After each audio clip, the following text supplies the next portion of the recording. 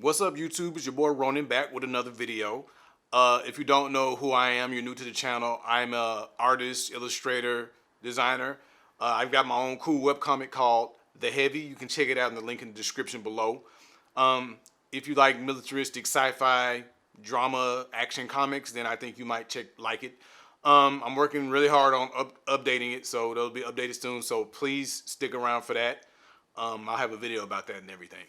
But at this channel, what I mainly do is fan art. I'm a big time, lifelong comic book fan. So, you know, ink, illustrate, stuff like that.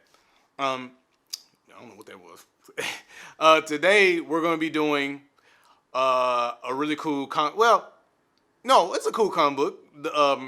Electra Lives Again by Frank Miller. I'm really interested in this comic book because I've always loved the Frank Miller Lynn Varley combination. So I really wanted to do an illustration from that comic. I talked about it a little bit in one of my art vlogs a couple of videos back, but doing more of an in-depth review of the comic and, you know, an illustration to boot. So this is the video, and I'll catch you at the end.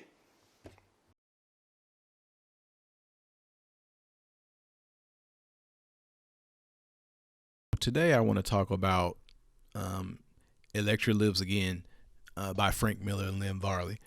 Now, Frank Miller needs no introduction. He's probably considered one of the greatest comic book writers of all time. I personally think he might be the greatest modern era comic book writer. I mean, you know, you can put Alan Moore up there too. But of course he did the Dark Knight Returns. I've already talked about Hard Boiled, which he did with Jeff Darrow.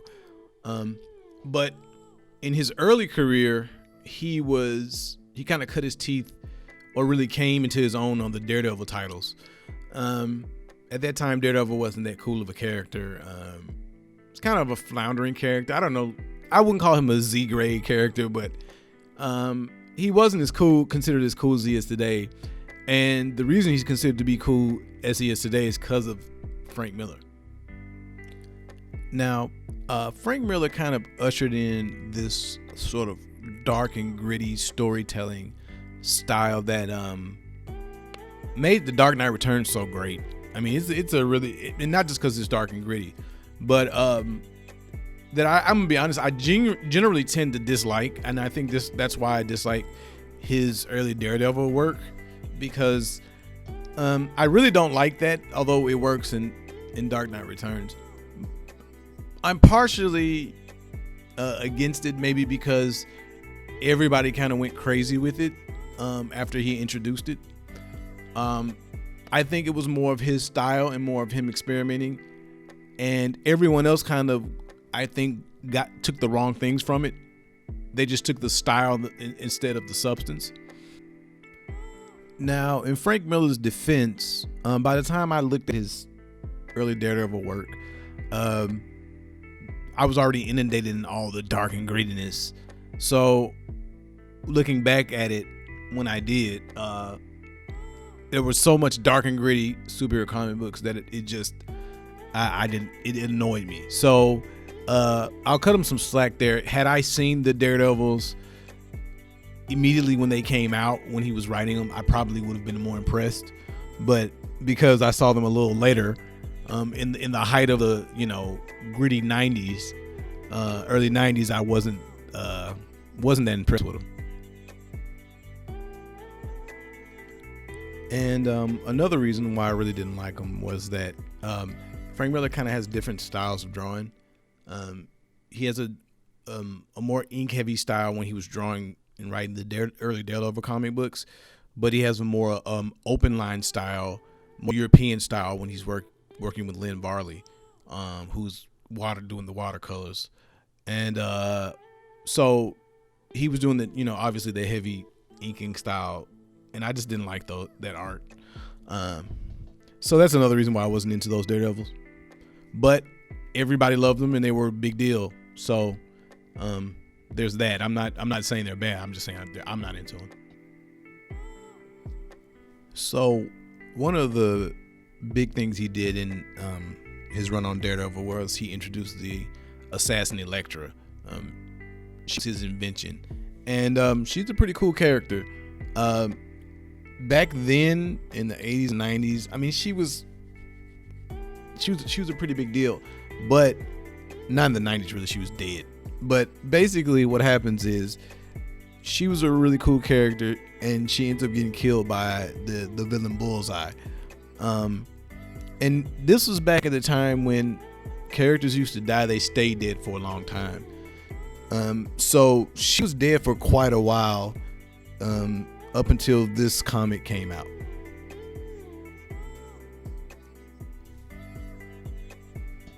Frank Miller did this around 1991, so I think he hadn't drawn a comic book probably since Dark Knight Returns. He had been writing some stuff, but he hadn't drawn anything. So this is his return to actually drawing comics. And I mean, I just think artistically it's spectacular. I was really drawn to it because I love Dark Knight Returns artwork as well, because that's him and Lynn Varley. And also, again, he's drawing in a more open line style to allow her colors to really shine through. So that's the main attraction to this comic book for me. So the reason I'm really doing this is because I like the art. However, I guess I should run over the story. So Elektra somehow comes back to life, and all through this comic book, some of it seems more like a dream than it's actually happening. You can't really tell. So Elektra is somehow brought back to life, and Elektra, she's kind of like an on again, off again, bad guy, good guy, and she's the love interest of Daredevil, who's Matt Murdock. And so she at one point was trained and worked for this group of assassins called the Hand. There's these like mystical ninjas, and the Hand, they want to kill her. I guess they know she's back alive somehow. It doesn't really go into it. Again, this comic book is very weird, so it doesn't really go into it, but somehow they know she's alive, and they're trying to kill her, and the only way they feel like they can kill her is to get the last person who killed her, which was Bullseye. But they want to kill Bullseye to bring him back to life, because when they bring him back to life, he'll be even more powerful. These ninjas, they're mystical. They can bring people back to life and stuff. So maybe that's how Elektra's back alive. She was trained by their order. So anyways, they want to bring back Bullseye, and when they bring him back to life after they kill him, he's going to be way more powerful, and then he'll be able to kill her. The story kind of like all right. Very anticlimactic. Kind of nothing really happens or changes. He comes back alive. Daredevil and Electra fight him.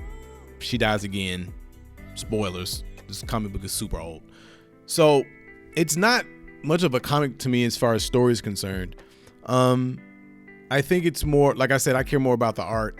I've read a little bit about maybe it's more Frank Miller saying goodbye to the character, and there was a kind of like a stipulation where Marvel really wasn't supposed to bring her back to life anymore, or use her for anymore, or at least for a long time, which of course they broke that after a while because they're a company and they're gonna do that. So man, let's just jump into the artwork, because man, this is just a beautiful comic. One of the things that I've always been really big on is backgrounds, and I mean, Frank Miller really just knocks it out of the park with this one. The way he depicts New York City, it looks very gritty, and the colors by Varley just look so beautiful. There's a level of detail in it that you don't normally see, and I just love the grittiness of the colors. She makes the snow look dirty, like, you know how when it gets all mushy and sort of brownish, and it just gives it such a good texture. I love how he does a lot of the environments in the comic. It's interesting, some of them kind of don't make sense if you look at them. Some of the perspectives weird, a little bit off, but he's trying a lot of things here, and I really love the way it's almost like overly dramatic or almost theatrical. Like it seems like he's more framing it as to what looks more interesting as opposed to what makes sense. Like some of the environments are just too big. Like this one shot where it shows Matt Murdock going down the stairs, and it's like the stairs just go down and down and down to the infinity almost. And it's just like, how big is this dude's brownstone? I mean, I know he's a rich lawyer, but it kind of doesn't make any sense. There's another shot where he's looking at Bullseye's body, and it's just kind of like, what room is this? Why is there one lone skylight and the room is dark and just one guy's body in here? It's just really interesting and theatrical, and I love the way they do it. Or like this one shot looks really cool in his bathroom. It's just like, what kind of bathroom is this? You know what I mean? But the tiles look really cool, and it's almost like he's doing what's necessary to make it visually interesting, as opposed to it making sense. But, you know, the whole thing is kind of a fever dream. You don't know what's real and when he's dreaming, so you could just write it off as that. He has so many weird little touches in here where he just makes the characters look super strange. They just look so interesting and different, and you just gotta kind of look at all of them. You know, I like this one shot. You can see a little kid in the background, or really in the foreground, I guess, where he's going to the graveyard to visit Electra's grave, and you can see this little kid who looks like dressed like one of the mutants from the mutant gang in Dark Knight Returns. And just all of the characters just look overly dramatic and very cartoonish, and it's just really interesting. And of course, Frank Miller does everything. He draws people's faces looking horrible for some reason. He loves drawing weird, misshapen faces. I gotta say it. I'm sorry. Matt Murdock doesn't look the same. He's not on model at all. His face looks different in every panel, and in some panels he just looks like a monster. He loves drawing like people with no noses, but just like nostrils, and they look kind of like corpses. It's very strange, but he's always done that. But anyways, that's just the way Frank Miller draws. He just gives a lot of character to his characters. I mean, like for instance, this one scene in the graveyard where Electra comes out to Daredevil's rescue. I love the way he designed these ninjas. I mean, they actually have character. There's like a fat ninja, and then there's a skinny one that's real spindly, looks almost like a spider. They all have their clothes are slightly different. And I just love that he put that detail in there. Like, he could have just made them all the same, which is what people normally do. I mean, that's what I did in this drawing.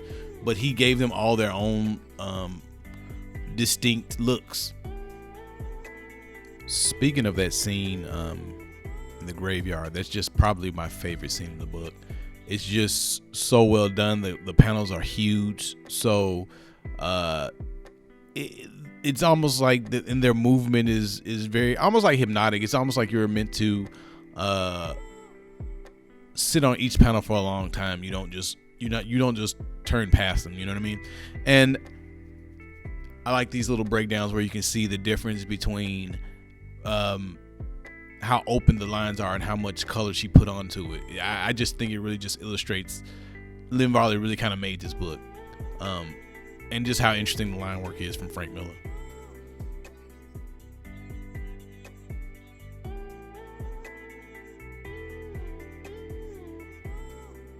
I also like this little Easter egg where after their big battle with Bullseye, when he gets resurrected, I love how he has the bandages all over his face, which is kind of like a precursor to what he would do later in Sin City with Marv. But yeah, he was doing this way before he came up with it in Sin City. So, well, not way before, but you know what I mean. But it's just kind of interesting to see and go like, oh, he already had that idea in his mind, and it looks pretty cool. So I can see why he used it, but it's just an interesting thing to see.